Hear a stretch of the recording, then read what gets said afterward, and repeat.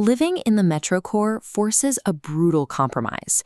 You get prime location, but you are stacked into dense towers with zero breathing room. You pay an incredibly high premium just to live directly under a persistent, heavy blanket of smog. And that premium price tag buys you the right to sit in brutal gridlock just to commute a few miles to the office. The trade-off is stark. You get immediate access to central cafes and transit hubs, but securing a spacious ground-level family home is mathematically out of reach for most buyers. Techman's Moti City in Modinagar pitches itself as the escape hatch from this exact trap. It's an exurb development promising massive square footage and fresh air at a realistic price point. But there is a massive friction point in the marketing. They position this single township as a flawless solution for three entirely different buyers: the daily commuter, the weekend retreat seeker, and the high-yield investor. Real estate physics do not allow for that. A location optimized for quiet, secluded weekends naturally fights against the rapid, high-volume transit needs of a daily commuter. We are going to strip away the brochures and look at the exact math of this location to match the property types to the only buyer profiles who actually benefit from moving out to Modinagar. Let's start with the family priced out of central Ghaziabad, looking for a place to live full-time. The play here is buying one of their 3 BHK apartments to secure large balconies and a gated, green environment for the kids. The math immediately hits a geographic wall. Modinagar is situated miles away from the premium employment and healthcare hubs of central Delhi. The developer's entire argument for living here hinges on one specific piece of infrastructure: the Namo Bharat high-speed rail. The newly expanded Delhi-Meerut Expressway provides a secondary outlet, giving drivers a multi-lane corridor into the city. This map shows the stark difference. The rail line cuts the drive down to a fraction of the time, but you become dependent on a single transit tether. If the schedule fails, you are isolated from the core. You are also trading away instant, late-night access to specialized hospitals and top-tier central schools for that extra square footage. Moti City works as a primary residence under one strict condition: your daily routine must be rigidly synced with the RRTS station. The second profile is the affluent NCR resident looking for a secondary property to escape the city smog.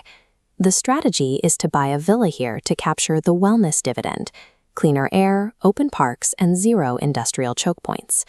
The clear advantage is proximity. You reach Modinagar on a Friday evening without the exhausting 6-hour drive to traditional hill stations like Dehradun. Here is the reality of a secondary home. You spend maybe 5 days a month enjoying the fresh air, while the property sits completely empty. Meanwhile, carrying costs do not pause. Security, maintenance, and utility bills relentlessly stack up across all unused days. Those continuous monthly outputs steadily erode any long-term capital appreciation the property might generate on paper.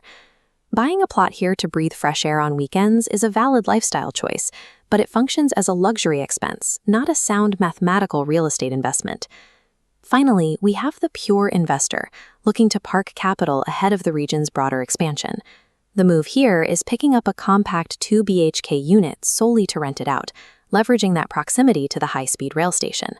The thesis relies on capturing a very specific tenant base: young professionals priced out of Delhi who are willing to commute via the train. But Modinagar is a micro-market. Its entire local economy is highly speculative, waiting for major corporate and commercial developments to actually arrive. This chart compares market behavior. A mature sector offers steady growth, while this transit corridor sees volatile jumps tied to infrastructure milestones. If commercial businesses decide against expanding, your asset's value plateaus hard, leaving your capital locked in a stagnant market. And unlike an apartment in central Noida or Gurgaon, you cannot instantly liquidate a peripheral exurb property if you suddenly need cash. Buying a 2 BHK here requires immense patience.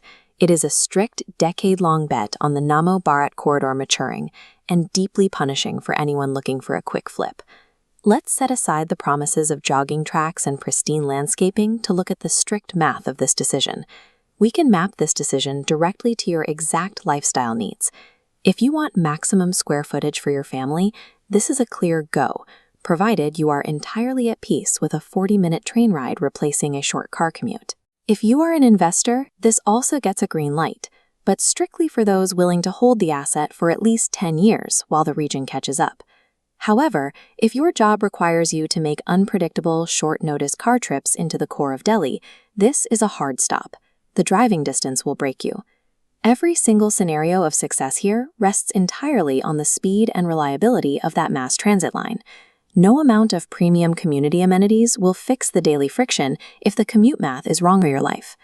Moti City offers massive value on paper, but it demands a rigid lifestyle compromise in return. It rewards only those buyers whose daily reality perfectly aligns with the rails of the Namo Bharat corridor.